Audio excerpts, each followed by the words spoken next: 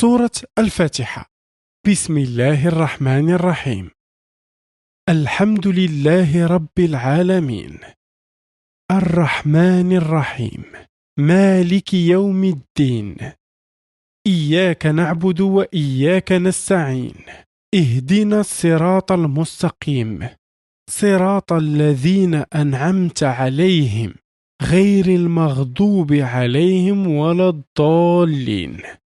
Al-Fatiha es considerada el Corán. Se puede entender como el resumen del Corán y el resto del Corán es su explicación detallada. Es la sura más importante y la más repetida en cada rezo, en cada raka, y aún así la obviamos. Antes de empezar, vemos que su estructura general de 7 ayas se divide en 2 partes. La primera habla de Dios y la segunda de nosotros. Las 3 primeras ayas son una presentación de Dios. La cuarta ocupa el centro y es donde ocurre la transición. Pasamos de describir a Dios a pedir por nosotros. Y las 3 últimas tratan de nosotros. Empezamos con el Hamd. Alhamdulillah. Al-Hamd no tiene una traducción directa. Es preciso definirla usando 2 palabras: gratitud y alabanza. Tan solo con Alhamdulillah damos genuinas gracias por todo lo que Dios nos da y hace por nosotros, y adoramos su perfección e infinitas cualidades.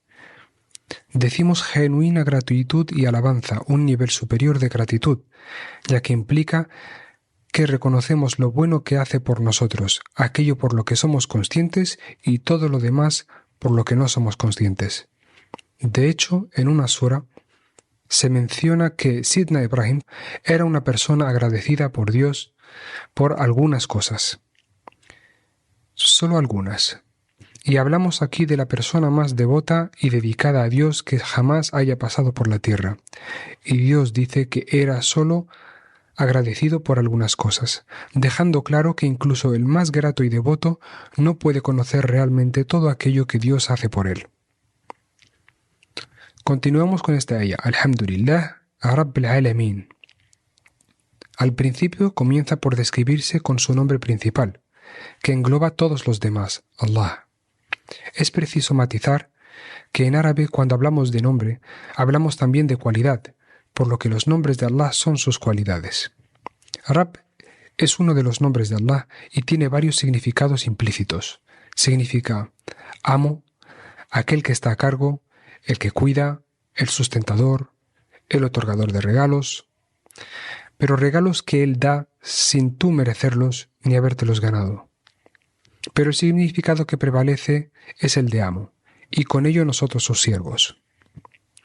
No debe confundirse con el concepto humano de Rabb al-Abid. Nuestro concepto humano de esclavo implica que te sometes para beneficio de otro que te controla, lo cual tiene connotaciones muy negativas.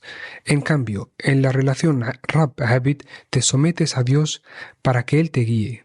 Él no te necesita de ninguna manera y no gana nada ni con tu sufrimiento ni con tu devoción. Entonces, Al-Alamin no es el plural de Alam, el cual es Awalim, por lo que no se debe traducir por Rab de los mundos, sino Rab de las civilizaciones, la gente. No solo humanos, Nas, sino también Jinn. Luego tenemos Ar-Rahman Ar-Rahim. Se suele traducir malamente como misericordioso, pero no es una traducción justa. Misericordia tiene una connotación positiva, pero a su vez está ligada a algo negativo. Por ejemplo, si cometo un delito pero el juez me absuelve, eso sería misericordia. Cualquier caso en el que cometemos un error o agravio y una autoridad superior nos perdona o absuelve, eso sería misericordia. Pero esto no es su sentido en árabe. El Corán se habla de Rahma en 2 ocasiones, cuando se habla del útero materno y cuando se habla de Dios. En el útero el bebé no se preocupa de nada, todas sus necesidades están cubiertas, está en Rahma al-Um. Esta es la Rahma que podemos comprender. En cambio, la Rahma de Dios no podemos hacernos una idea de cuántas formas distintas Dios se ocupa de nosotros en todo momento. De allí lo que comentábamos anteriormente sobre Sidna Ibrahim. Ar-Rahman. La terminación an es un superlativo, Dios es extremadamente misericordioso, amoroso. También es una cualidad temporal, indica que está sucediendo ahora mismo. Por ejemplo, mi madre está siendo muy paciente, implica que es ahora y que es extremo, pero no implica que lo sea siempre. Ar-Rahim es una misericordia, amor permanente, pero no implica que lo sea ahora en el presente. Por ejemplo, mi madre es muy paciente. Es una cualidad implícita a su persona, por lo cual permanente en el tiempo, pero no implica que lo sea ahora mismo. Podría estar enfadada o estresada en este momento. Es por lo tanto que cuando Dios se presenta como Ar-Rahman, Ar-Rahim, no está siendo redundante. Hace énfasis en que su Rahma es extrema y eterna al mismo tiempo. Tercera aya de esta sura. Malik Yawmiddin, la última aya de presentación de Allah en esta sura. Hay que destacar que cuando hemos empezado la sura, con Alhamdulillah, el Hamd está ligado a las 3 descripciones de Allah que le siguen. Alhamdulillah, alabanzas y agradecimientos a Rabbil Alamin, Ar-Rahman Ar-Rahim, Malik Yawmiddin. La primera aya, dentro de su presentación general, constituye una explicación de quién es Él para nosotros. Es Rabb, el sustentador, el que nos cuida, el que está a cargo, el que da regalos, Malik. Luego, en la segunda aya, se presenta con su cualidad más positiva, el extremadamente y eternamente misericordioso. Y la tercera aya acaba describiéndose como Malik Yawmiddin. Tras una introducción genérica, seguida de una cualidad muy positiva, uno esperaría una cualidad negativa, como el castigador, en contraposición a el misericordioso. Sin embargo, muy sabiamente, Dios no ha escogido la palabra castigador. En su lugar, se describe como Malik Yawmiddin. Malik en tanto que rey y dueño, Yawm en tanto que día, Din, juicio final. La cualidad de Malik, tal y como se describe en el Corán, engloba 2 cualidades, la de rey y la de propietario. Esto es importante, ya que el rey engloba un dominio mayor, pero no implica que sea propietario de todo lo que hay en él. Sin embargo, propietario sí es dueño de las más pequeñas cosas, aunque no por ello se considera rey. Por ejemplo, el rey de un país no es propietario de las casas que en él hay. Y por muy propietario que sea uno de un gran terreno, no se puede llegar a considerar rey. De esta manera, describiéndose como el que imparte justicia el día del juicio, Dios no se describe como un ser vengativo ni furioso, sino aquel que imparte justicia que en este mundo no podemos encontrar. Esta descripción de Dios es importante, ya que en este mundo no somos conscientes de las repercusiones de nuestros actos. En esta vida actuamos y la reacción es posterior. Si Dios se presentase únicamente como misericordioso, puede llevarnos a pensar que no importa lo que hagamos en esta vida, Dios nos perdonará de cualquier manera. Pero al definirse como el más justo, nos deja claro que es preciso seguir un código de vida para ser merecedores de su rahma. En la cuarta aya, el diálogo cambia. En esta aya ocurre la transición. Iyyaka na'budu wa iyyaka nasta'in. Es importante ver cómo Dios establece un diálogo con nosotros en esta aya, ya que esta aya y las 3 restantes están escritas de tal manera que nosotros se las decimos a Él. Iyyaka na'budu, a ti te veneramos y nos entregamos como siervos. Wa iyyaka nasta'in, y en ti buscamos ayuda. Podría haber dicho, decid que a mí me veneráis. En cambio, nos incluye en un diálogo con Él en primera persona. Es interesante destacar cómo se suceden de manera natural los acontecimientos. Dios se describe y a razón de ello nosotros naturalmente nos declaramos en consecuencia como sus veneradores y siervos. Lo veneramos en nuestros rezos y entre rezos durante el resto del día debemos vivir como sus siervos acorde a sus enseñanzas. Y puesto que esta labor sabe Dios que no es fácil para el humano, es que junto a Iyyaka na'budu añade inmediatamente después wa iyyaka nasta'in, ya que sin su ayuda sabemos que la vida de rectitud no sería posible.